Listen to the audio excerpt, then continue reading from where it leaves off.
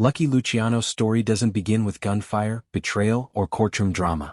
It begins with a mood, a sense that the criminal world we think we understand was once something completely different, and that a single man would reshape it so thoroughly that even today, decades after his death, his blueprint still dictates how organized crime operates. To open this documentary, the audience is pulled into that feeling, the eerie understanding that some legacies don't fade, they quietly govern from the shadows long after the architect is gone. Picture a cold night in New York years after Luciano's death. FBI agents raiding a mafia safehouse stumble upon organizational charts, coded messages, a hierarchy of bosses and captains, all following a system that looks astonishingly similar to the one Luciano designed in the 1930s. His fingerprints are everywhere, decades later, in families he never met, in structures he didn't personally oversee, in criminals born long after he died. This is the hook. How does one man impose order so enduring that it outlives nations, wars, and generations? To understand that, the story must begin not with the grandeur of a criminal empire, but with the person behind it. Lucky Luciano wasn't a myth. He was a man shaped by survival in its most brutal form. But before we examine how he rose, viewers must first understand what he rose against. His genius wasn't just ambition or brutality, it was his ability to see the underworld as broken, inefficient, and self-destructive, ripe for transformation. Most gangsters wanted to make money, win turf wars, or intimidate rivals. Luciano wanted to reorganize the entire criminal ecosystem. And in doing so, he became something the underworld had never seen before. Not a kingpin, but a reformer. The introduction draws the audience into a world where street vendettas, ethnic divides, and old-world traditions clashed violently with the opportunities of a rapidly growing America. In this chaos, a young immigrant would eventually find clarity, a vision that the mafia didn't have to be a collection of hot-headed gangsters fighting meaningless turf battles. It could be something far more sophisticated. Something with rules, structure, and a chain of command that eliminated unnecessary bloodshed. Something that could make more money in a single year than a lifetime of street warfare ever could. This opening also sets the emotional tone. Luciano's rise wasn't glamorous, it was forged in hardship and sharpened by an ability to see patterns where others saw only survival. He watched how men crumbled under fear, how loyalty was bought and sold, how small conflicts destroyed entire organizations. He processed this not with reckless aggression, but with cold calculation. And that mindset became the psychological bedrock of the system he would build. As the documentary's first chapter unfolds, viewers are invited to examine the paradox of Luciano's legacy. On one hand, he is celebrated within criminal circles for bringing order, stability, and unprecedented wealth to the mafia. On the other hand, he was responsible for unleashing an organizational model that maximized efficiency in industries built on exploitation and violence. The blueprint he created was brilliant, but it came at a cost, one paid by countless people who lived under the shadow of the very system he perfected.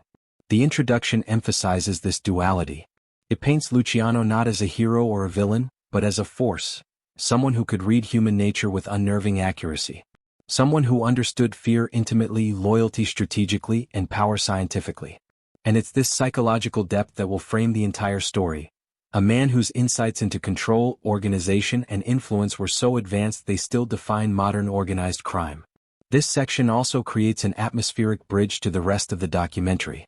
The camera moves through smoky backrooms, dimly lit alleyways, and bustling immigrant neighborhoods, while the narration guides viewers through a world on the brink of transformation. The audience must feel the weight of the era, the corruption embedded in the police, the political machines running the cities, and the criminal networks thriving beneath them. Luciano didn't invent crime, he reinvented how it operated. Finally, the introduction plants the central question that will echo through every chapter. How did an underprivileged immigrant kid, armed with nothing but survival instincts and ambition, manage to reshape the very architecture of American organized crime? And why does his system still function, almost untouched, decades after the man himself was gone?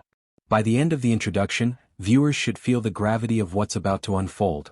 Not just the biography of a mobster, but the study of a mind that crafted the DNA of modern crime. They are stepping into a journey that blends history, psychology, power, and legacy. Because to understand why the mafia still follows Luciano's blueprint, we must first understand the man who wrote it. Before Lucky Luciano emerged as a force of order, the American underworld looked nothing like the structured empire we recognize from history books or Hollywood depictions. It was a battlefield, raw, chaotic, and constantly shifting. Every corner of New York was carved up by gangs that operated more like feudal tribes than organized families. There were no unified goals, no governing body, and certainly no long-term strategy. Power changed hands not through negotiation but through ambushes on street corners, midnight assassinations, and brutal turf wars that could erupt over something as small as an insult. If the Mafia resembles a corporation today, then the world before Luciano was a war zone ruled by unpredictable men fueled by pride and cultural grudges. At the heart of the chaos were ethnic divisions. The Italian gangs were not a single force but a fragmented collection of groups tied to their regions back home. Sicilians with their own bosses and traditions, Neapolitans with theirs, and Calabrians with their own. These factions didn't cooperate, they competed. They brought old rivalries from the old country and planted them into the streets of New York. A Sicilian might refuse to work with a Neapolitan not because of business, but because of cultural disdain.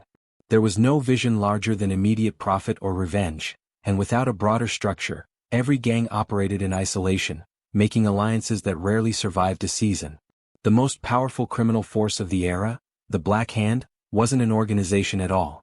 It was a loose, unregulated style of extortion used by anyone bold enough to write a threatening letter and demand money. Shopkeepers, small business owners, and immigrant families lived in constant fear of these unpredictable criminals. There were no rules, no oversight, no chain of command. Anyone could call themselves a Black Hander and extort a victim, which meant the streets were littered with amateurs and hotheads who didn't care about consequences. They didn't want to build something, they wanted fast money and fast terror. This was the world young Luciano witnessed, a world where chaos didn't just rule, it multiplied. Meanwhile, the more traditional Sicilian mafia families tried to enforce their own fractured sense of order, but even they were trapped by old-fashioned thinking.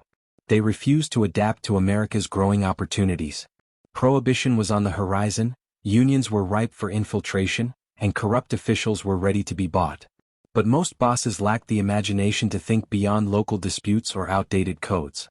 They saw enemies instead of potential partners, turf instead of territory, and vendettas instead of strategy. They clung to traditions that didn't fit the fast-paced, industrialized America that was forming around them. Violence wasn't just common, it was constant. Street corners turned into battlefields as Irish, Jewish, and Italian gangs warred over gambling, prostitution, and alcohol. Police corruption only made the situation worse. Officers switched sides depending on who paid them, and politicians manipulated gangs for their own campaigns. It was an era where no one could predict who would hold power the next day. A boss could be assassinated during a meeting, a rising soldier could disappear overnight. Young gangsters learned early that loyalty was fragile and leadership was temporary. The underworld was loud, bloody, and unstable. The most devastating consequence of this instability was economic. When every gang acted independently, profits were constantly disrupted by wars. Raids, killings, and betrayals destroyed revenue streams faster than they could be built. Leaders were too busy defending territory to think about expansion. Business was reactive, not strategic. In this environment, success depended less on intelligence and more on luck, or pure ruthlessness. No one trusted anyone, and long-term planning felt impossible when death could come from any direction. But beneath this chaos, America itself was transforming. Waves of immigrants arrived daily, cities expanded, and demand for illicit services grew with every passing year. There was potential for a crime empire that could operate with the efficiency of a corporation. Yet no one had the vision to connect these dots. Most mobsters saw opportunity in isolation, a speakeasy here, a betting racket there. What they didn't see was the possibility of synergy. They didn't see a network, they saw fragments. It was a world begging for someone to look at it through a different lens. This is the world Luciano inherited, a world defined by disorder, ego, and short-sighted ambition. And it is critical to understand this landscape to appreciate the magnitude of what he would later build. He didn't rise in a vacuum, he rose in a storm. He observed the madness and saw patterns. He watched the senseless killings and saw wasted potential. Where others saw enemies, he saw assets waiting to be aligned. The very chaos that scared other gangsters gave him clarity. It convinced him that if he could unify these fractured groups, streamline their operations, and eliminate unnecessary violence, he could build something far greater than a gang, a machine. By examining the pre-Luciano world, the viewer begins to understand how revolutionary his mindset truly was. He was not just responding to the world, he was diagnosing it. And before long, he would prescribe a solution that would change the criminal underworld forever. He was not born into power, wealth, or influence. Lucky Luciano began as a small, wiry immigrant kid named Salvatore Lucania, one of thousands of children crammed into the tenements of New York's Lower East Side.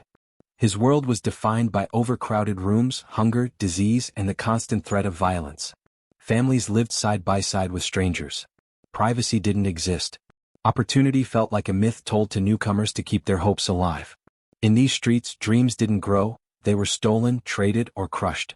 It was here, long before he became the architect of the American Mafia, that Luciano learned the fundamental truths that would shape him into one of the most influential criminals in history.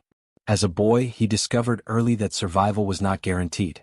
The poorest families fought over scraps, street gangs ruled the night, and anyone who looked weak became a target. Luciano himself was bullied, robbed, and beaten, and every humiliation carved something sharper inside him. He realized quickly that walking alone was dangerous and that having a crew, even a small one, meant safety. Power was protection and protection was power. This connection would become the foundation of his thinking for the rest of his life. Before he became a leader, he had to learn what it meant to be vulnerable, and those lessons left permanent marks. School offered him little comfort. He had trouble with English and was far more interested in making money than memorizing textbooks. By the age of 10, he was working odd jobs just to help his family survive, delivering goods, sweeping floors, carrying boxes, anything that paid a few cents. But even small wages felt like chains to him. He didn't want to scrape by, he wanted control. He wanted the kind of influence that made others step aside. So, like many boys on the Lower East Side, he gravitated toward the streets where the real power seemed to live. It didn't take long for Luciano to discover that he had a talent that most others lacked. He understood people. Not academically, not through books or theories, but instinctively. He could read fear, pride, and greed. He could sense who could be intimidated and who needed to be respected. He could tell when someone was lying, when someone was useful, and when someone needed to be removed from his path. This instinct didn't just make him good at surviving, it made him exceptional at influencing. Even as a teenager, he wasn't the strongest fighter, but he was the one who knew how to choose the right fight, one that ended with him gaining something. One of the defining moments of his youth came when he refused to pay protection money to a local gang. Most kids simply handed over whatever coins they had, too afraid to resist. But Luciano didn't. Instead, he fought back and lost. He was beaten badly, humiliated in front of others. But the next day, something remarkable happened. A few boys who had watched the encounter approached him, inspired by his boldness. They wanted to stand with him, not because he was stronger but because he dared to challenge the rules. Within days, Luciano had his first crew. It wasn't large or powerful, but it was loyal. And he suddenly understood something profound. Courage, even reckless courage, could be converted into influence. As he grew older, he expanded this crew by offering something the other kids desperately wanted: security. He charged a small fee to protect them from bullies and rival gangs. It was primitive, but it was also a business model, and it revealed an important difference between Luciano and the typical street thug. He didn't want chaos, he wanted order. He didn't want endless fights. He wanted a system where everyone paid, everyone obeyed, and he controlled the outcome. At a young age, he was already rehearsing the kind of organization he would one day build on a national scale. His teenage years introduced him to the people who would shape his criminal path the most. He crossed paths with Meyer Lansky and Bugsy Siegel, two names that would become inseparable from his legacy. Luciano and Lansky formed a bond built on mutual recognition of each other's intelligence. Lansky, with his mathematical mind and calm, analytical nature, balanced Luciano's boldness. Siegel brought charisma and a willingness to take risks that others feared. Together, they forged a trio that blended brains, ambition, and reckless energy. But even in this tight circle, Luciano stood out as the strategic thinker, the one who saw beyond the street, beyond petty feuds, beyond small hustles. By the time Prohibition arrived, Luciano was no longer a corner kid. He was an ambitious young gangster with connections, experience, and a hunger far larger than the average mobster.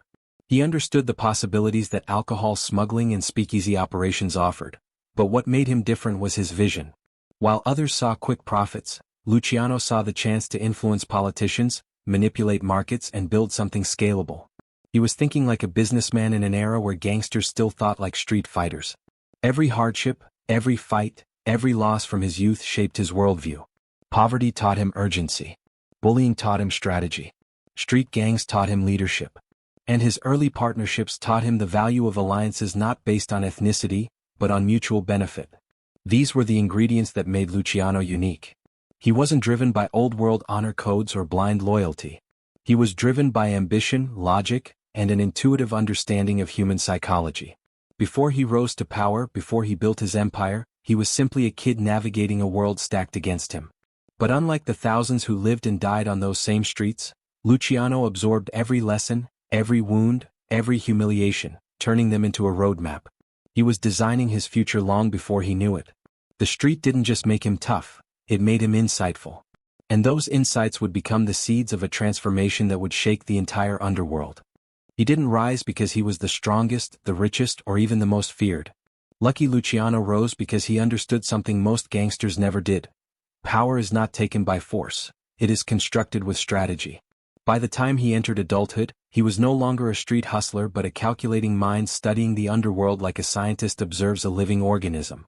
Every gang, every boss, every racket, every corrupt politician. He observed them as pieces on a board, waiting for someone smart enough to arrange them into something greater. That someone would be him. The first step in Luciano's rise was learning how to navigate the old guard. Early mafia leaders, especially men like Joe the Boss Masuria, operated from outdated traditions rooted in Sicilian pride and rigid hierarchies. They demanded blind loyalty, rejected outsiders, and preferred endless feuds to negotiation. Luciano realized quickly that these men were relics. Powerful, yes, but too stuck in the past to survive the rapidly evolving world of American crime. While others feared them, Luciano studied them. He learned how Masuria manipulated alliances, how he kept his men dependent on him, and how he balanced brutality with manipulation. Luciano respected Masuria's influence but recognized his flaws even more clearly. He was incapable of adapting. Meanwhile, the world outside the mafia was changing fast. Prohibition had exploded into the single largest criminal opportunity in American history. Booze flowed through secret ports, illegal distilleries lit up the countryside, and speakeasies multiplied like wildfire. Millions of dollars were being made every week, but chaos ruled the business. Transporters were ambushed, suppliers betrayed partners, and mob bosses controlled their territories with paranoia instead of planning. Luciano was watching an empire being built on sand. He understood that whoever could create order in this chaos would become untouchable. This is where his genius became undeniable. Instead of limiting himself to Italian circles, Luciano began building relationships across ethnic lines, something nearly unthinkable at the time. Meyer Lansky's strategic mind, Bugsy Siegel's brutality, Frank Costello's political instincts, and Dutch Schultz's aggressive expansionism. These were men who could shape entire industries. Most bosses would never have trusted them. Luciano not only trusted them, he treated them as equals.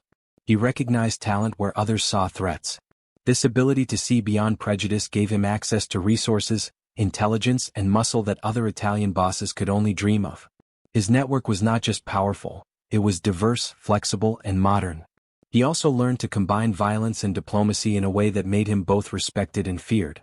Luciano never wasted bullets on pride. He didn't fight wars unless they benefited him.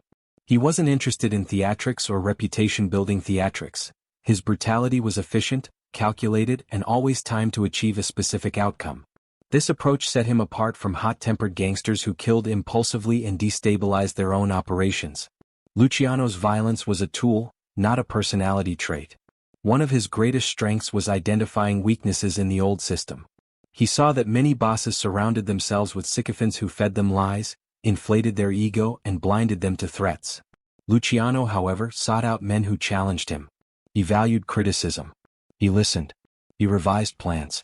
He thought like an executive, not a tyrant. His rise wasn't based on fear, it was based on building a team that believed following him would make them richer, safer, and more powerful than following anyone else. The turning point in his ascent came when he began quietly undermining the old-world bosses. While outwardly loyal to Masuria, he secretly made alliances with Salvatore Maranzano, Masuria's Sicilian rival.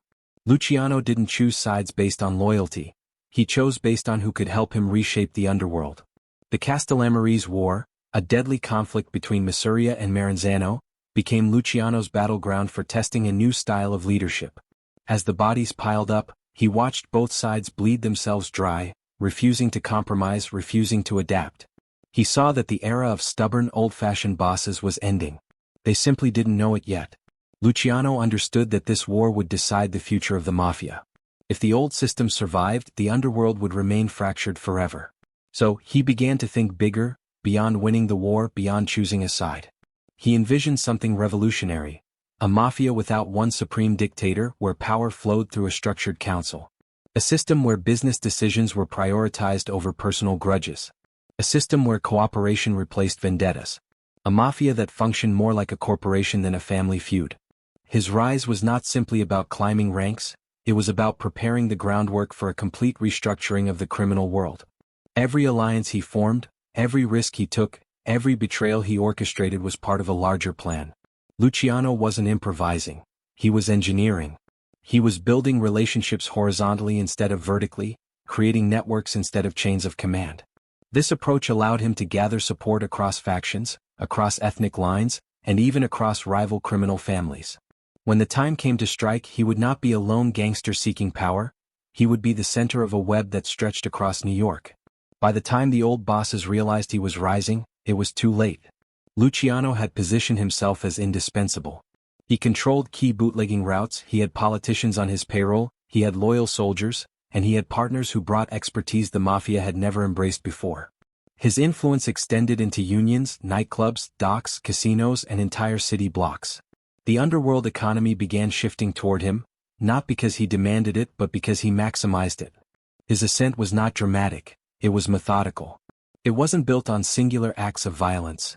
It was built on countless small decisions that gradually formed the skeleton of something far greater. Luciano wasn't just rising, he was evolving. And with each step he took, the old order trembled a little more. Soon he would no longer be adapting to the underworld. He would be reshaping it. When Lucky Luciano emerged from the chaos of the Castellamarese War, he did something no one else in the mafia's history had ever attempted. He reorganized the entire criminal underworld into a structured, hierarchical system designed to maximize profit, minimize internal conflict, and create stability in a world that had been defined by chaos. This was not a small feat before Luciano. The mafia operated like a collection of independent warlords, each controlling a patch of territory, each guided by pride, revenge, or tradition rather than strategy. Power was concentrated in the hands of a single boss, and loyalty was demanded rather than earned. Wars broke out over petty disputes and ambition often outpaced intelligence. Luciano understood that if the mafia were to survive and thrive, it needed a blueprint, a governing framework that transcended individual families and petty rivalries. The foundation of this new order was the creation of the Commission, a governing council of mafia bosses that would regulate operations, mediate disputes, and ensure that violence was a last resort rather than a first impulse. Luciano envisioned a system where families were not isolated entities but participants in a collective network with shared rules and shared goals. Each family retained autonomy over its territory, but decisions affecting the larger underworld required cooperation and consensus. The commission acted as a board of directors, with Luciano positioned not as an absolute ruler, but as a visionary architect whose influence derived from respect, negotiation, and strategic alliances. Through this structure, he transformed criminal warfare into corporate management. This restructuring required a combination of diplomacy, cunning, and subtle intimidation. Luciano could not simply announce a new order and expect compliance. He had to persuade rival bosses that alignment under the commission would be more profitable and safer than continued feuding. He negotiated with men like Meyer Lansky and Frank Costello, whose intellect and political acumen complemented his own street-honed instincts, ensuring that the alliance was as practical as it was visionary.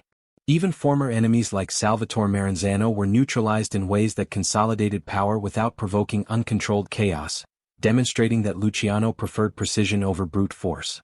Every decision reinforced the principle that loyalty and discipline, not fear alone, could sustain a criminal empire. Central to this system was the elimination of unilateral violence.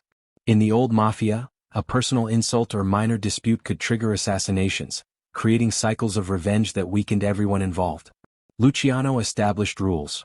Hits had to be approved by the commission, disputes had to be mediated, and alliances had to be formalized. This may seem mundane, but in a world accustomed to chaos, it was revolutionary.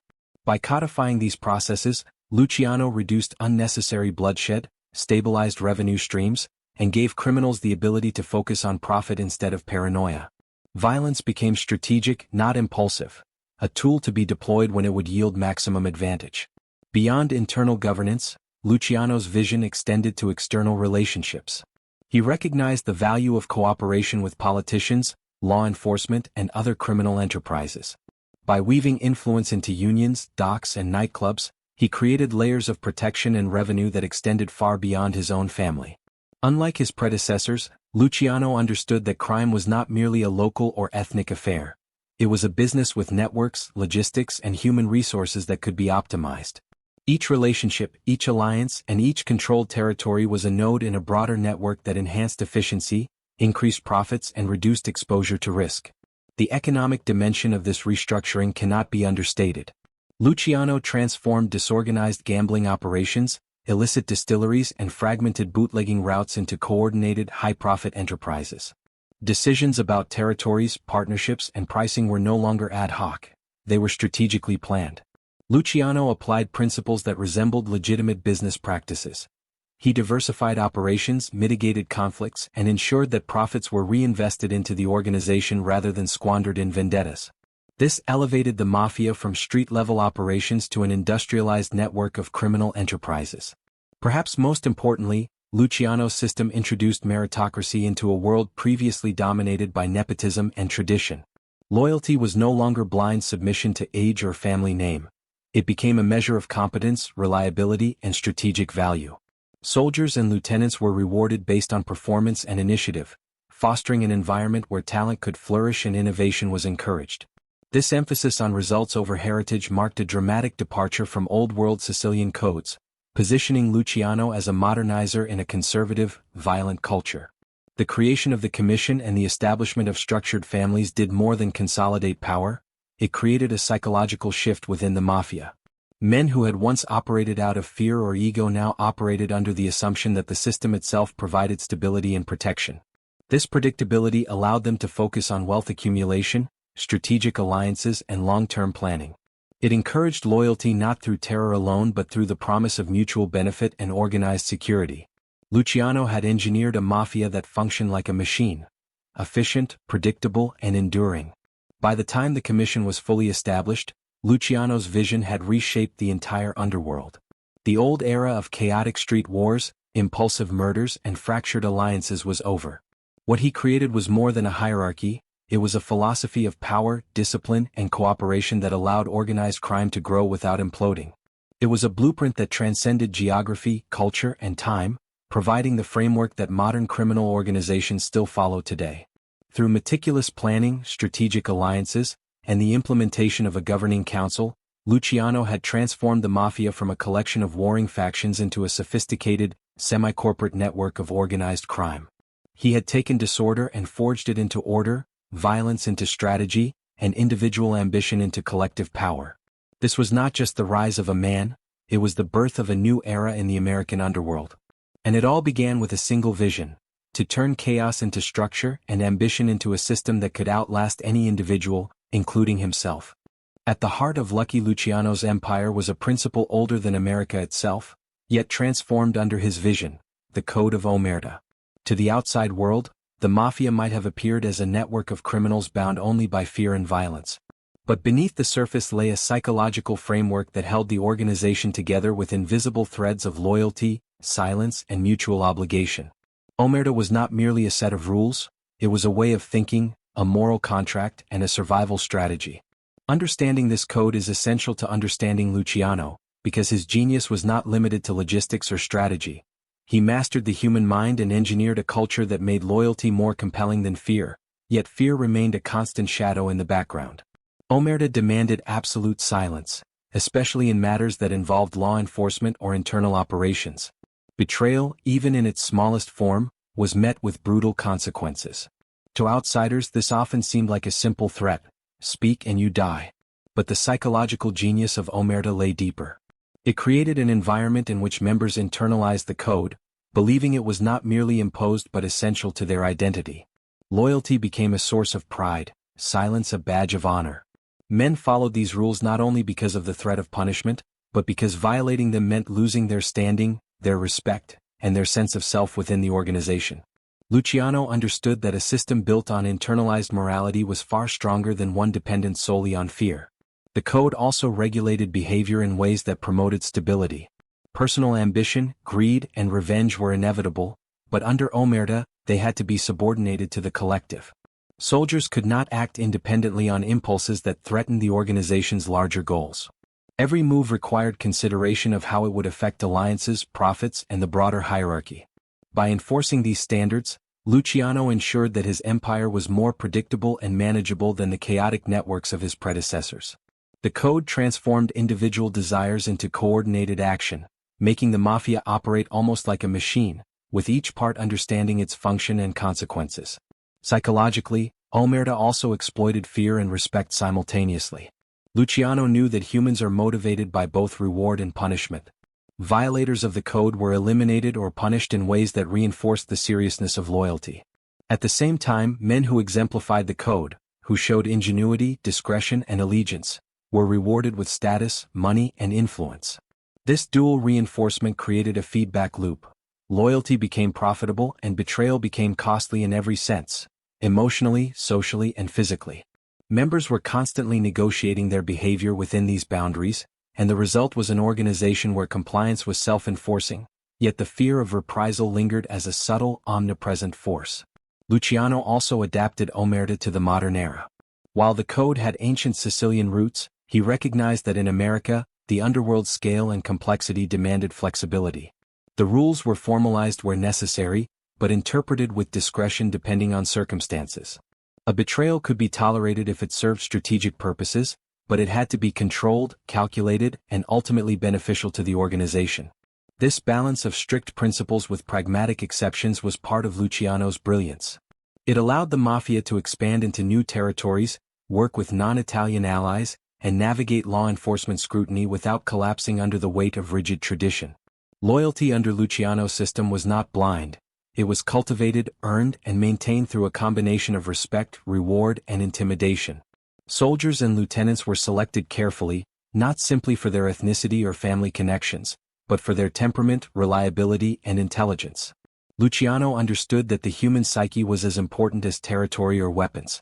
A man who could be trusted under pressure, who could follow orders discreetly, and who could exercise judgment in complex situations was far more valuable than a brute with reckless courage. This understanding allowed him to build teams that were disciplined, coordinated, and capable of operating with autonomy when necessary. Omerta also created a culture of secrecy that extended beyond individual families to the organization as a whole. Plans for hits, smuggling operations, and financial ventures were compartmentalized. Information was only shared on a need-to-know basis. By structuring communication in this way, Luciano minimized the risk of leaks and maintained control over the empire's most sensitive operations. It was an early form of operational security, a principle that modern corporations and intelligence agencies still apply today, yet pioneered in the underworld through the psychological leverage of the code. The emotional impact of Omerta on members cannot be overstated. It instilled a sense of belonging, identity, and purpose. Men were no longer simply criminals. They were part of a family, a structured society with rules, expectations, and shared history. This sense of identity reinforced obedience, loyalty, and trust, creating bonds that outlasted fear or greed. Luciano's application of the code transformed violence from an instinctive reaction into a controlled, strategic tool, and loyalty from a fragile obligation into a deeply ingrained psychological commitment. Ultimately, the genius of Luciano's manipulation of Omerta lay in its integration with his broader organizational vision. It was not a separate or arbitrary tradition. It was the glue that allowed the commission, the families, and the enterprise as a whole to function efficiently. It ensured that men acted in predictable ways, protected the organization from internal collapse, and allowed for scalable expansion without losing control. Omerta was both shield and sword, enforcing discipline while enabling power. In examining Luciano's use of Omerta, it becomes clear that his true innovation was psychological as much as structural. He didn't merely enforce a code. He designed an ecosystem in which the code became self-sustaining, internalized by those who followed it. Loyalty, fear, identity, and ambition were harmonized to serve the goals of the organization. Through this careful orchestration, Luciano transformed what had been a fragmented, violent network into a cohesive, disciplined empire capable of surviving internal strife and external pressure, a blueprint of control that persists in organized crime to this day. Lucky Luciano's brilliance was not confined to alliances, strategy, or psychological manipulation. It extended into the very economics of crime. Where previous mobsters treated illicit ventures as isolated sources of cash, Subject to whims and street-level squabbles, Luciano treated crime as an enterprise. He understood that revenue could be maximized, operations streamlined, and risks managed, principles that transformed illegal trades into highly efficient businesses. This was revolutionary. The underworld had been chaotic, reactive, and localized, but Luciano introduced the discipline of organization, the foresight of planning, and the accountability of structure. In essence, he turned the mafia into a corporation, with him as the chief executive, navigating a sprawling portfolio of criminal operations that stretched across New York and beyond. One of his earliest and most lucrative ventures was bootlegging during Prohibition. While other gangsters focused on small-scale operations or local speakeasies, Luciano envisioned a networked supply chain that could move liquor efficiently across territories. He coordinated suppliers, transporters, distributors, and retailers, ensuring that operations were synchronized, protected, and profitable. Payment systems were standardized, disputes were mediated, and routes were optimized to minimize loss. This attention to operational detail turned what had previously been risky, unpredictable trade into a dependable income stream. Luciano understood that organization reduced waste and amplified profit, a principle he would apply to every sector he touched. Beyond alcohol, Luciano's empire expanded into gambling, one of the most consistent and controllable sources of revenue. Unlike sporadic street games run haphazardly by inexperienced operators, Luciano implemented structured betting operations. Numbers games, card clubs, and underground casinos were not only profitable, they were systematically managed. Payouts were calculated, risk assessed, and enforcement handled discreetly. By implementing oversight and accountability, Luciano minimized theft, prevented conflicts, and ensured that the profits flowed steadily to the leadership. To outsiders, it seemed like luck or magic, but in reality, it was meticulous planning combined with psychological insight into human behavior and desire. Luciano also recognized the enormous potential of labor unions as instruments of influence and revenue. He infiltrated unions on the docks, in construction, and in transport, using them to control work assignments, extract protection payments, and manipulate business deals.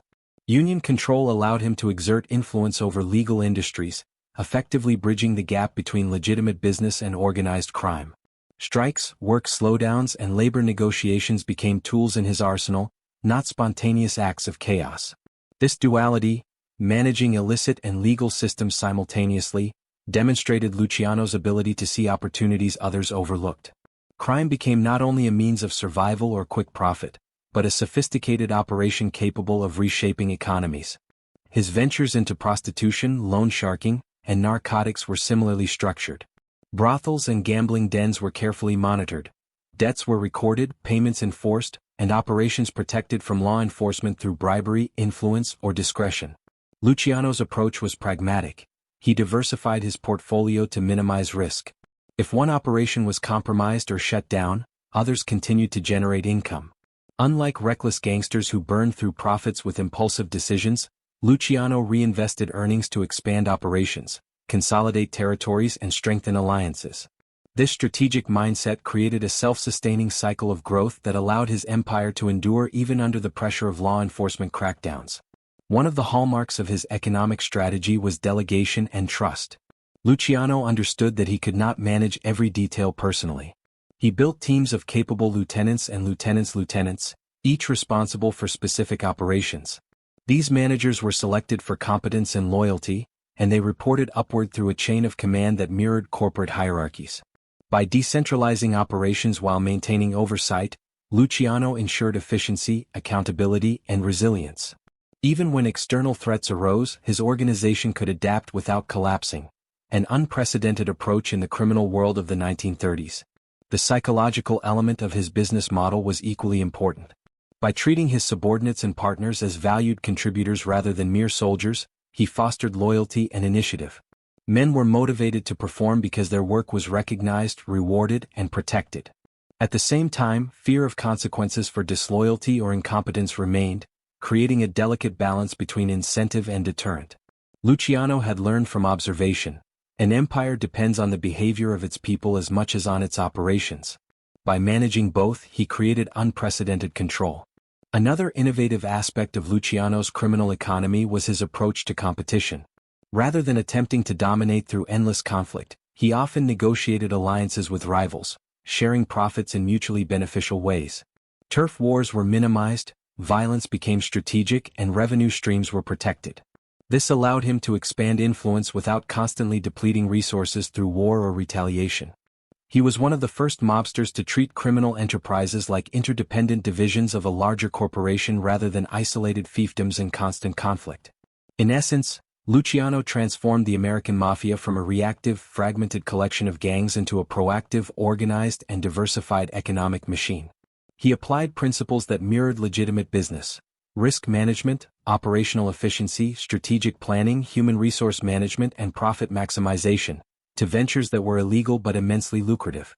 By doing so, he not only increased wealth for himself and his allies but also created a system that could endure law enforcement pressure, internal disputes, and generational turnover.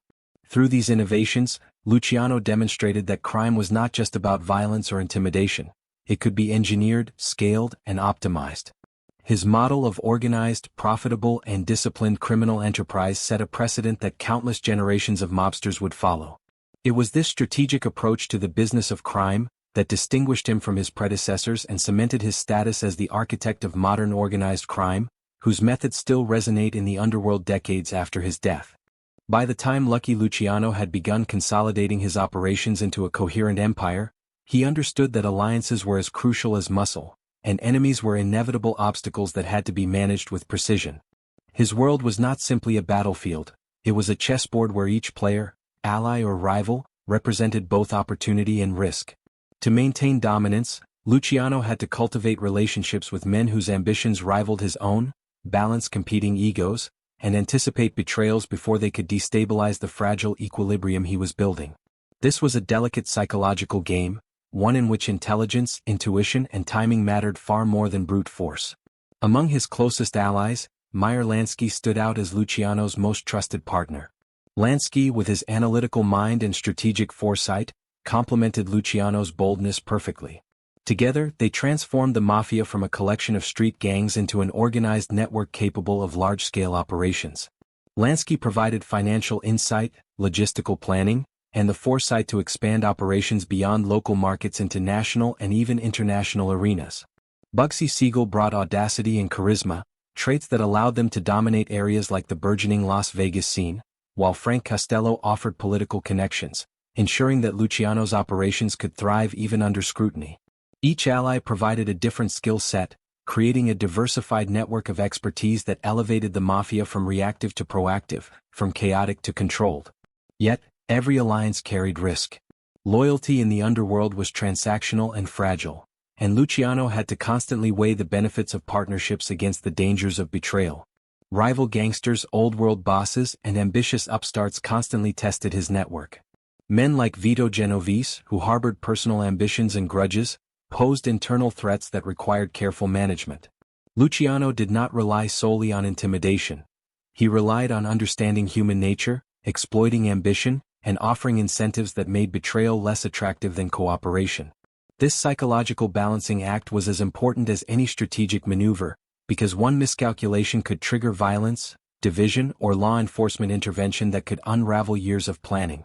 Betrayal was never theoretical, it was a constant presence. The Castellamarese War had taught Luciano that even the strongest alliances could fracture under pressure. Trust had to be continually reinforced, whether through shared profits, strategic marriages, or mutual respect earned in battle. Luciano often allowed minor conflicts to be resolved within his network, using these moments to strengthen bonds and identify weak links. By controlling both the incentives and the punishments, he created a system in which loyalty was not optional, but a rational choice. Men stayed close to him because following him made sense in terms of both power and survival. At the same time, Luciano understood the value of political and law enforcement allies. He cultivated connections with politicians, judges, and police officials, using these relationships to protect his operations and extend influence. These allies were not part of his immediate criminal network, but they were essential to its survival and profitability. By integrating legitimate power structures into his calculations, Luciano created a buffer between the mafia and external threats, making it far harder for rivals or authorities to destabilize his empire. In doing so, he demonstrated that influence, soft power, was often more effective than violence in achieving strategic goals. The dynamic between friends and enemies required constant attention. Rival mobsters had to be monitored, neutralized, or incorporated into the network. Some could be converted into allies, others had to be eliminated, and a few had to be carefully manipulated to serve as distractions or pawns. This strategy relied on patience, foresight, and psychological acumen. Luciano's ability to predict human behavior and read ambition allowed him to orchestrate alliances that seemed improbable to outsiders. He created a network in which enemies could become partners, and partners could become allies in unexpected ways, as long as it served the broader organizational goal. Luciano's management of his allies also involved mentoring and delegation. Men like Lansky, Siegel, and Costello were empowered to take responsibility for specific sectors of operations, but they reported to him, and their autonomy was balanced with oversight. This structure minimized risk while maximizing efficiency. It allowed him to operate across multiple ventures simultaneously, from gambling and bootlegging to union manipulation and real estate. Each ally understood their role, their rewards, and the consequences of disloyalty, creating a web of interdependent relationships that reinforced the power and stability of Luciano's empire. Perhaps most importantly, this network of friends and rivals was not static. It evolved with time, circumstances, and opportunity. Luciano continuously assessed relationships, restructured alliances, and adjusted strategies in response to internal and external pressures. His empire was resilient not because it was rigid, but because it was adaptable. Men were motivated to follow him, not solely through fear or tradition, but through the recognition that his vision created wealth, security, and long-term influence. This adaptability ensured that the Mafia could survive generational changes, law enforcement pressure, and the ambitions of younger, impatient criminals seeking power. In examining Luciano's approach to allies and enemies, it becomes clear that he was as much a psychologist as he was a strategist.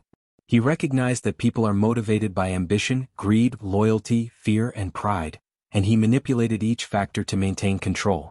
By carefully balancing relationships, he minimized conflict, maximized cooperation, and ensured that his empire remained cohesive even under intense pressure. His management of human capital, the most volatile and unpredictable element in any organization, was as critical to his success as his ability to orchestrate large-scale operations or enforce discipline through omerta. Through this intricate web of friends, rivals, and calculated betrayals, Luciano solidified his dominance in the underworld. He built an empire not simply by seizing territory, but by controlling relationships, expectations, and psychology. He taught the Mafia a lesson that would endure for decades. Survival and prosperity depend not just on muscle, but on the careful management of ambition, loyalty, and trust. In this environment, alliances were currency, enemies were assets in disguise, and Luciano was the master architect who could see the entire board at once. It was this skill, understanding the delicate balance between cooperation and competition, that made his empire both formidable and remarkably enduring. Even the most carefully constructed empires are vulnerable to forces beyond the control of their architects, and for Lucky Luciano, the fall began not with a dramatic assassination or violent coup, but with the relentless scrutiny of law enforcement. After years of meticulously building his criminal enterprise, he had accumulated wealth, influence, and power that rivaled legitimate business magnates. Yet, as his operations expanded, so did the attention of federal authorities and local police. The very sophistication that had protected him, the organized structure, the diversified ventures, and the carefully cultivated network of allies, also left traces. Paper trails, witnesses, and informants became risks, and the Mafia's enemies were eager to exploit them. The fall was gradual, a combination of betrayal, overreach, and the inexorable pressure of a system designed to punish those who operated outside the law. The initial cracks in Luciano's empire appeared during the early 1930s as law enforcement agencies became more coordinated and proactive. Prohibition-era raids, wiretaps, and undercover investigations began to target his bootlegging operations, while union infiltration drew scrutiny from politicians and reformers. At first, Luciano relied on his influence, bribes, intimidation, and strategic manipulation of allies within the police and political spheres, to deflect threats. Yet the federal government was changing, adopting a more methodical approach to organized crime. The sophistication of his network, once a shield, now provided investigators with predictable patterns to study, exposing vulnerabilities that were previously invisible. Simultaneously, internal threats began to emerge. Ambitious lieutenants and rival mobsters, sensing the changing tides, tested loyalty and exploited small weaknesses in the network. Men like Vito Genovese and others within Luciano's circle grew impatient with his strategic patience and began maneuvering to claim their own power. In a world where ambition and greed could destabilize even the most disciplined organizations, Luciano found himself navigating a dangerous landscape within his own ranks. He had built loyalty on incentives, fear, and personal respect, but even the strongest bonds could fray under pressure, particularly when legal consequences loomed large. The combination of external scrutiny and internal ambition created a precarious situation. A turning point came when federal investigators, having studied the mafia's operations, began building cases not just on individual crimes but on the systemic nature of organized crime. Luciano's empire, structured and expansive, provided the kind of evidence prosecutors needed to connect dots that had previously seemed unrelated. Witnesses, often coerced or motivated by immunity, began testifying against lower-level operatives, and these testimonies threatened to unravel entire chains of command. Even the carefully enforced code of omerta could not fully protect against determined investigators who understood that human loyalty could be compromised under pressure. The net was closing in, and Luciano had to respond strategically to protect both himself and the enterprise. The stakes escalated as public awareness of organized crime grew. Newspapers sensationalized the mafia, courtroom dramas captured the nation's attention, and politicians demanded action. The environment became increasingly hostile, and the perception of untouchable power began to falter. Luciano, who had built an empire on the illusion and reality of invincibility, recognized that perception itself could be weaponized by enemies. His fall was not instantaneous but a slow erosion. As law enforcement pressure increased, rival ambitions intensified, and the cracks in his carefully constructed alliances widened. The environment that had once been ripe for opportunity now became fraught with peril. Betrayal, the constant shadow in Luciano's life, played a crucial role in his downfall. Trusted associates, coerced by authorities or tempted by personal gain, began to provide critical information. Allies who had once been loyal were forced to weigh survival against obedience, creating vulnerabilities that Luciano had not anticipated in his calculations. The psychological complexity of managing human loyalty, a hallmark of his genius, now worked against him. Even the men who had risen alongside him, mentored, trusted, and rewarded, could become instruments of exposure under the relentless pressure of legal scrutiny. The very relationships that had secured his rise now threatened to catalyze his descent. This period also marked a shift in Luciano's own approach to risk. The carefully calculated strategies that had enabled him to outmaneuver rivals were now tested by the unpredictability of the legal system and the ambitions of others. Unlike street violence, the machinery of federal prosecution was systematic, patient, and far-reaching. Luciano could manipulate soldiers and allies, but he could not manipulate courts, juries, or the increasing sophistication of investigative methods. The tools that had been his advantage, organization, communication networks, and coordinated operations, now became vulnerabilities under forensic and legal scrutiny. It was a paradox. The empire that had elevated him also contained the seeds of his vulnerability. Ultimately, the beginning of Luciano's fall illustrates a universal truth about power.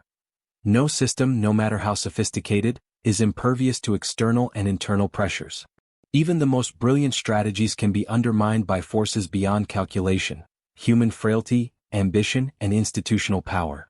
Luciano had reshaped the American Mafia with unprecedented foresight and control, but the convergence of law enforcement innovation, internal ambition, and the inherent instability of illicit enterprises marked the start of his decline. The empire he had built, while formidable, now faced challenges that could not be solved through cunning alone. The stage was set for legal battles, betrayal, and imprisonment, a complex downfall that would test the very principles upon which his power had been constructed. In the narrative of Luciano's life, this is the moment when the balance begins to tip. The man who had controlled violence, loyalty, and economic enterprise now had to confront forces that could not be negotiated, bribed, or outmaneuvered in the same way. It is here that the rise of a criminal mastermind begins to meet the inexorable weight of consequence, setting the stage for courtroom drama, sentencing, and the eventual reshaping of his legacy. The fall begins not with a single blow, but with the slow tightening of pressure, a combination of law, betrayal, and circumstance that even the most brilliant mind must reckon with. Lucky Luciano's arrest and subsequent trial marked one of the most dramatic turning points in the history of organized crime. It was a spectacle that captured the nation's attention, not only because of his notoriety but because it symbolized the growing power of federal law enforcement against a criminal empire that had seemed untouchable. 4 years, Luciano had operated above suspicion, cultivating political allies, manipulating the legal system, and maintaining a veneer of untouchability through his network of soldiers, lieutenants, and associates. But the combined weight of investigative persistence, informants, and accumulating evidence had finally brought him to a point of vulnerability. The arrest itself was more than a law enforcement victory. It was the beginning of a highly orchestrated battle for control, influence, and legacy, one that would play out in courtrooms and headlines across the nation. The trial unfolded with all the drama of a public theater. Newspapers sensationalized every detail, from the indictments to the alleged crimes, casting Luciano as the embodiment of a modern criminal mastermind. The courtroom became a stage where the balance between law and influence, guilt and cunning, was fiercely contested. Prosecutors presented meticulous evidence, painting a picture of an organized empire that controlled illegal operations across New York and beyond. Witnesses, both coerced and voluntary, testified about bootlegging, gambling, prostitution, and the extensive network of corruption that underpinned Luciano's wealth and power. To the public, it appeared as though the full weight of the law was finally confronting the man who had manipulated the underworld with almost surgical precision. But the trial was far more than a legal proceeding. It was a psychological battleground. Luciano understood the stakes. Conviction meant not only the loss of freedom but also the potential collapse of the empire he had spent decades building. He approached the trial with the same strategic mindset that had guided his rise, carefully selecting lawyers, crafting public perception, and managing the narratives that reached both the jury and the press. Every statement, every reaction, and every interaction in court was calculated to maintain dignity, assert control, and mitigate damage. He understood that reputation could still wield influence even behind bars, and he leveraged this understanding to shape the proceedings to his advantage wherever possible. The courtroom drama was intensified by the interplay of morality, loyalty, and public opinion. Prosecutors framed Luciano as a symbol of societal decay, a man who had corrupted institutions and endangered communities. Defense attorneys, on the other hand, sought to humanize him, presenting him as a product of circumstance, an ambitious individual navigating an environment defined by poverty and limited opportunity.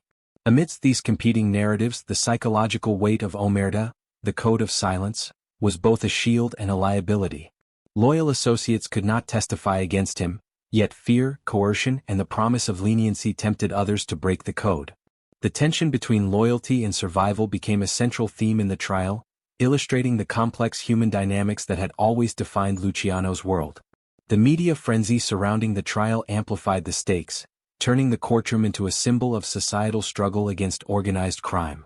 Headlines declared the rise and fall of the king of the underworld, and the public followed every testimony, bribe allegation, and strategic maneuver with rapt attention. This intense scrutiny added psychological pressure on both Luciano and those within his orbit.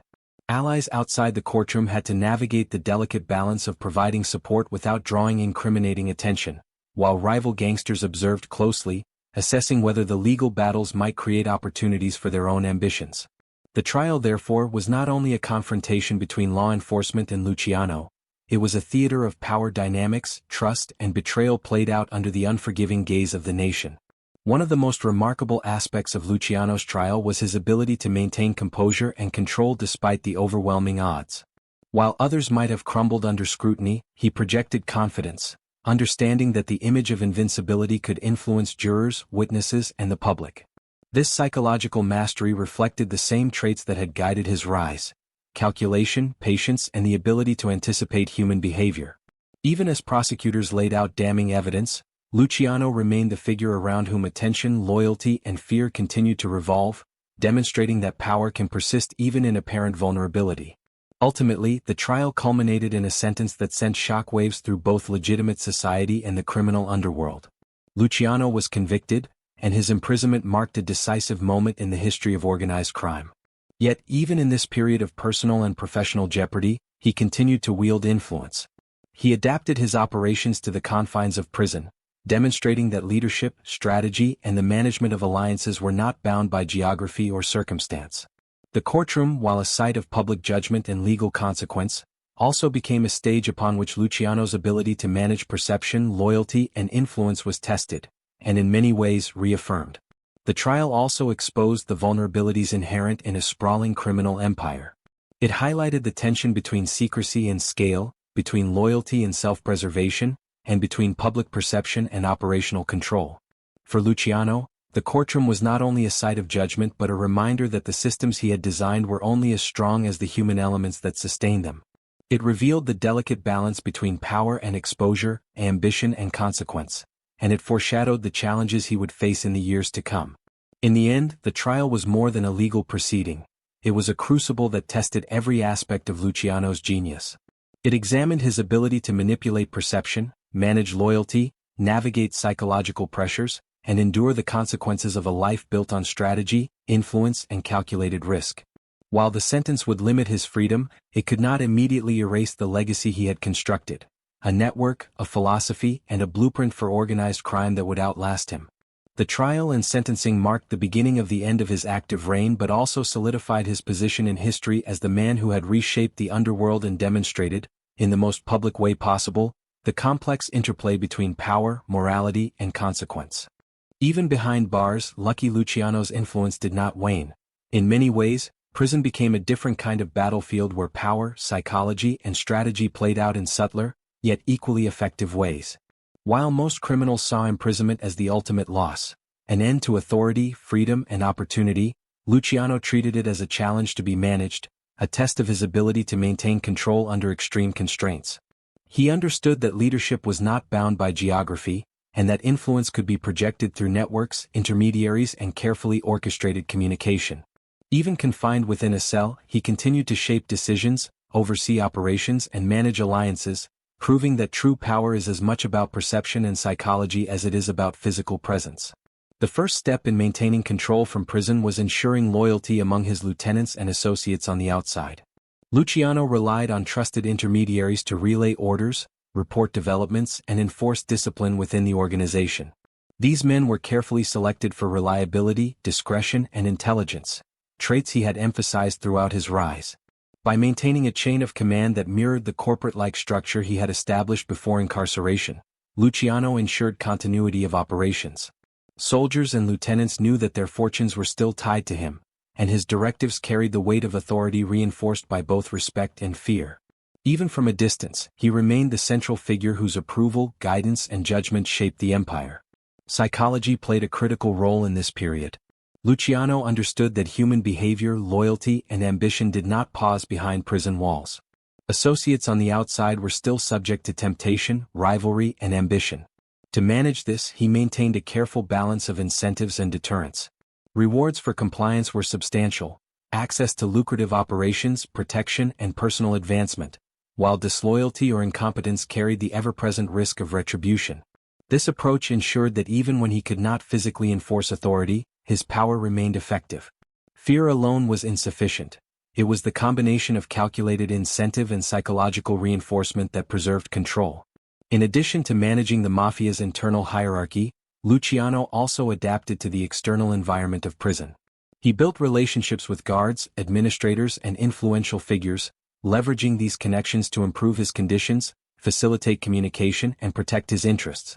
Unlike many who saw incarceration as a purely punitive experience, Luciano approached it strategically, identifying opportunities to influence the outside world while minimizing threats to himself. His capacity to manipulate the social dynamics within the prison mirrored the skills he had used on the streets: observation, patience, and the strategic deployment of both charm and intimidation. Even operationally, Luciano continued to exert significant influence. Smuggling, gambling, and other revenue streams required oversight, coordination, and enforcement, tasks he directed from behind bars. Orders were passed through trusted lieutenants who acted as extensions of his authority, ensuring that the empire remained cohesive despite the physical separation. This continuity of command was crucial not only for profit but for demonstrating that Luciano's power was resilient. His ability to project authority and maintain operational efficiency from prison solidified his reputation as a master strategist whose influence transcended immediate circumstances. The period of incarceration also highlighted Luciano's adaptability in the face of evolving threats. He recognized that legal authorities were now sophisticated, persistent, and increasingly capable of disrupting criminal enterprises. To mitigate these pressures, he emphasized discretion, compartmentalization, and controlled communication. By insulating operations from exposure, he maintained a level of operational security that allowed the mafia to function even under intense scrutiny. In effect, Prison forced him to refine his managerial skills, enhance the resilience of his network, and test the robustness of the structures he had put in place during his rise. Psychologically, Luciano's ability to maintain influence from prison reinforced a key principle. True power is less about immediate control and more about perception, reputation, and the internalization of authority by others. Soldiers, lieutenants, and associates continued to defer to his judgment not merely because they feared consequences, but because they recognized his strategic brilliance, his foresight, and the long-term benefits of loyalty. The loyalty he had cultivated over decades now served as the backbone of an empire that operated as much through respect and recognition as through coercion. Moreover, Luciano's continued control had wider implications for the underworld. Rivals had to account for his influence even though he was incarcerated. Alliances and conflicts were negotiated with the awareness that he remained a central figure whose approval or disapproval could determine the outcome of disputes. This projection of power served both as a deterrent and as a mechanism for preserving order within the mafia. The very architecture of the criminal network he had built, its hierarchies, chains of command, and codified rules, enabled his authority to remain effective despite physical confinement. Ultimately, Luciano's period behind bars demonstrates the sophistication and adaptability of his leadership. Unlike traditional gangsters who were diminished by imprisonment, he leveraged constraints to reinforce influence, maintain operational control, and ensure continuity of his empire. His capacity to manage loyalty, strategy, and perception from within the confines of a prison cell underscores the depth of his understanding of human psychology, organizational dynamics, and the mechanics of power. It was during this period that his reputation as a master strategist was cemented, a man whose authority transcended physical presence, whose influence was resilient, and whose blueprint for organized crime could endure even in the face of personal loss, legal pressure, and systemic threat. Luciano had transformed imprisonment from a personal catastrophe into a strategic challenge, and in doing so he demonstrated that true power is not defined by freedom alone, but by the ability to shape events, decisions, and loyalties even when the world seems to have circled against you. After years of imprisonment, Lucky Luciano faced a fate that would test both his resilience and his capacity for adaptation: deportation from the United States. Unlike many criminals who had been reduced to obscurity by incarceration, Luciano approached exile with the same strategic mindset he had applied to every challenge throughout his life. He understood that while physical removal from the country limited his immediate control over American operations, it did not strip him of influence entirely. Exile forced him to reconsider the scope of his power, the nature of his alliances, and the mechanisms through which he could maintain authority from abroad. It was both a punishment and an opportunity, a stage for a different kind of maneuvering, one that required diplomacy, intelligence, and an understanding of the shifting geopolitical landscape. Luciano's deportation to Italy, a country he barely knew after decades in America, was initially disorienting. He had built his empire in the bustling, chaotic streets of New York, where proximity to his associates, the docks, and the gambling operations had been essential. In Naples, he faced a different social, political, and economic environment. Yet he quickly assessed the situation with the same analytical mind that had allowed him to rise in America. Recognizing the potential for influence, he began cultivating relationships with local figures, re-establishing his identity within a different context, and understanding how international connections could serve as extensions of his network. Distance did not negate relevance. Luciano's vision extended beyond borders, and he adapted his strategies to a new theater of operations. During this period, Luciano's role shifted from active field commander to strategic overseer. He could no longer personally manage day-to-day operations in New York, but he remained a central figure in the decision-making processes of the mafia. Orders, directives, and strategic guidance were transmitted through trusted intermediaries, ensuring continuity despite his physical absence. He also began exploring new avenues for influence, including partnerships with international criminal organizations and the potential to extend operations into Europe. This adaptability demonstrated a critical aspect of his genius: the ability to recalibrate power structures in response to environmental change, maintaining authority even when traditional tools of control were inaccessible. Exile also provided Luciano with a period of reflection, both personal and philosophical. Removed from the intensity of the American underworld, he had the opportunity to reassess his legacy, his achievements, and the human cost of his empire. Reports suggest that during this time he contemplated the fragility of power, the nature of loyalty, and the consequences of ambition. While he remained pragmatic and focused on operations, there was also a growing awareness of mortality, limitation, and the inevitability of external forces shaping even the most carefully constructed empires. This philosophical evolution did not soften his methods, but it added a layer of introspection that had been largely absent during the relentless pursuit of expansion in his earlier years. Luciano also leveraged his status in exile to maintain relevance in American and international affairs. During World War II, for instance, U.S. authorities recognized his potential value in facilitating intelligence and strategic operations in Italy. By cooperating, he gained leverage, credibility, and the ability to negotiate conditions favorable to him and his network. This episode underscores the way Luciano's influence was rooted not merely in intimidation or wealth, but in intelligence, strategic acumen, and the capacity to adapt to shifting geopolitical circumstances. Even in exile, he demonstrated that power is relational, flexible, and capable of transcending immediate limitations. The personal dimension of exile was equally significant. Removed from his home, his allies, and his familiar environment, Luciano had to navigate relationships carefully. Trust became an even more critical currency, and communication required ingenuity and discretion. Maintaining authority over a network while separated by oceans demanded a combination of patience, psychological insight, and organizational sophistication. He could not rely solely on fear or presence. He had to cultivate respect, credibility, and loyalty from a distance. In doing so, Luciano reinforced the enduring principle that leadership is as much about perception and influence as it is about direct control. Moreover, Luciano's exile highlighted the long-term sustainability of the systems he had put in place. The structures, hierarchies, and codes of behavior he established allowed the mafia to function even without his physical oversight. Decisions continued to be executed efficiently, alliances remained stable, and operations remained profitable. This demonstrated that his organizational genius was not dependent on charisma or proximity alone. It was embedded in the very architecture of the enterprise. The network was resilient, self-reinforcing, and capable of withstanding shocks that would have destroyed less sophisticated organizations. Ultimately, the exile and endgame phase of Luciano's life represents a study in adaptation, resilience, and strategic foresight. While deportation was intended as a punishment, he converted it into an opportunity to reassert influence, manage perception, and maintain authority on a global scale. It was a period in which the constraints of geography and circumstance tested the durability of his power, and he responded not with panic or despair, but with calculated pragmatism. Luciano's ability to navigate exile, maintain operational continuity, and leverage new opportunities underscores his enduring brilliance as an architect of organized crime, a man who could turn even adversity into a platform for continued influence. In the broader arc of his life, exile was not the end of power, it was a final demonstration of adaptability, strategy, and the enduring impact of a legacy meticulously constructed over decades. Lucky Luciano's legacy extends far beyond the borders of his lifetime and the confines of the mafia families he once controlled. He did not simply amass wealth or exercise brute power. He fundamentally reshaped the structure, psychology, and strategy of organized crime in a way that has reverberated for generations.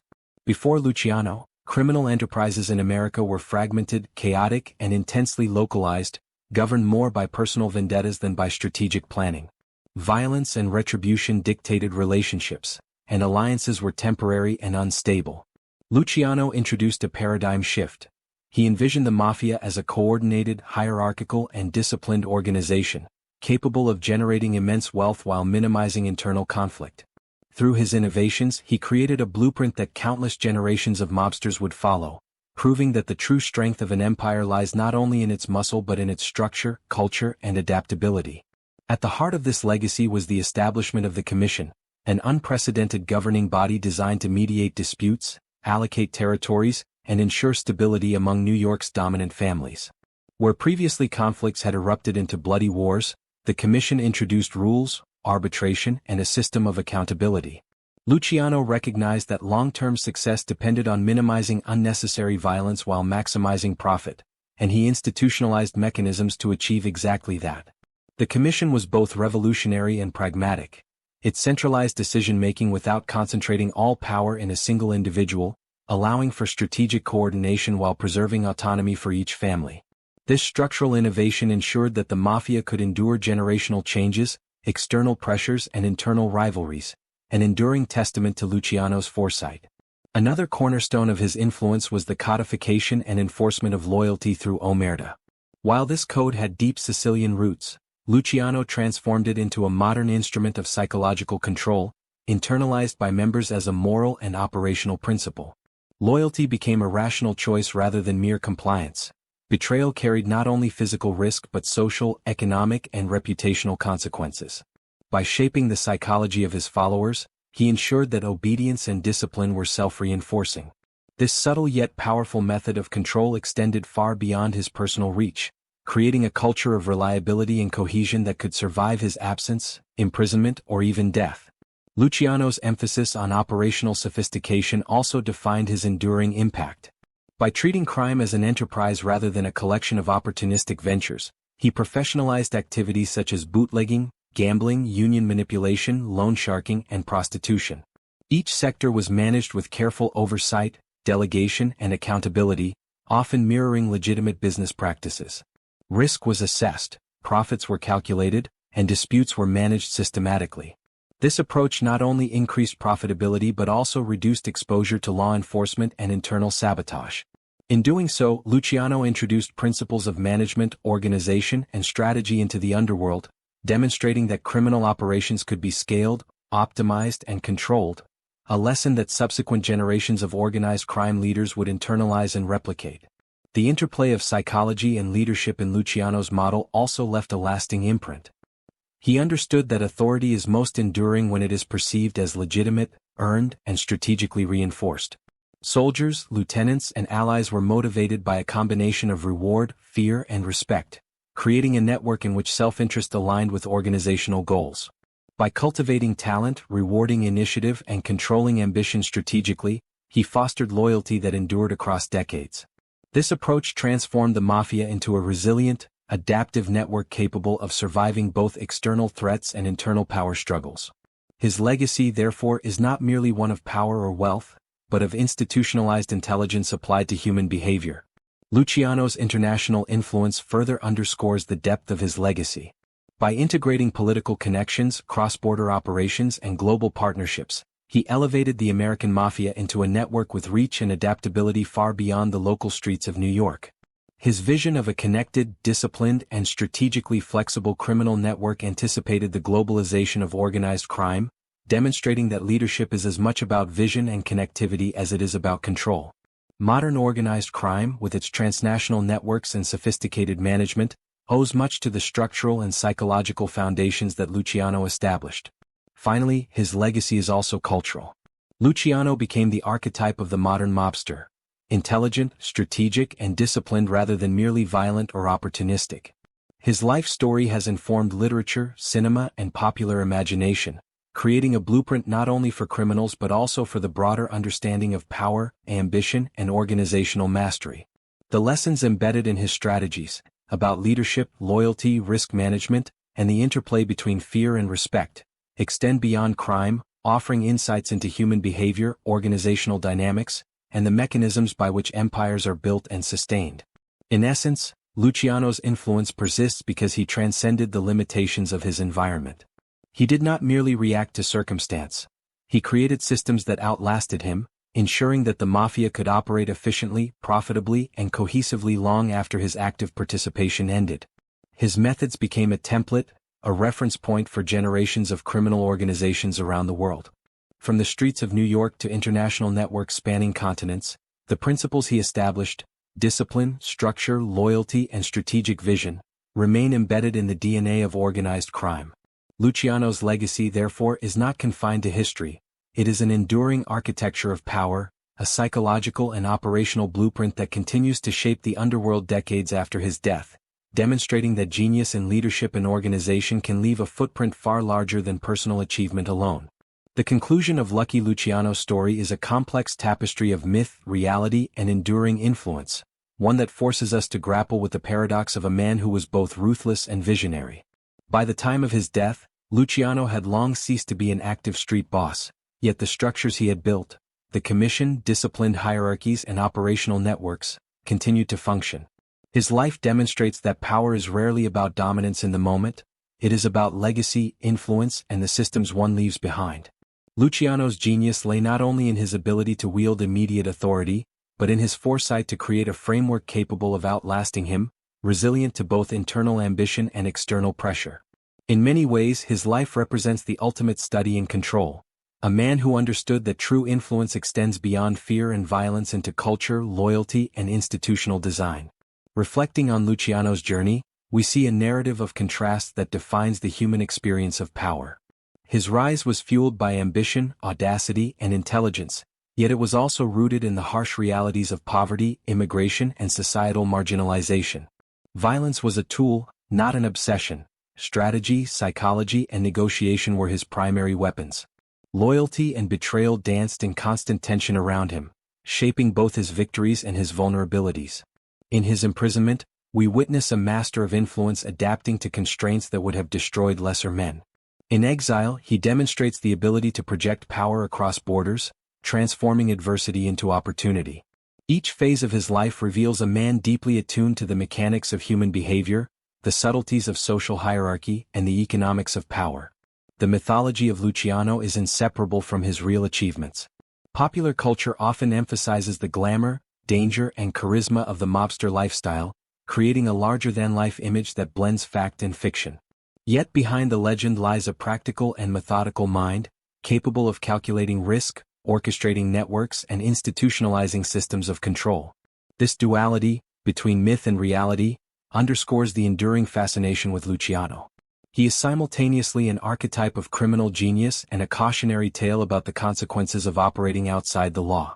Understanding both facets is essential to comprehending his full legacy, the man himself and the blueprint he left for organized crime globally. Luciano's story also reflects broader lessons about power, leadership, and human psychology.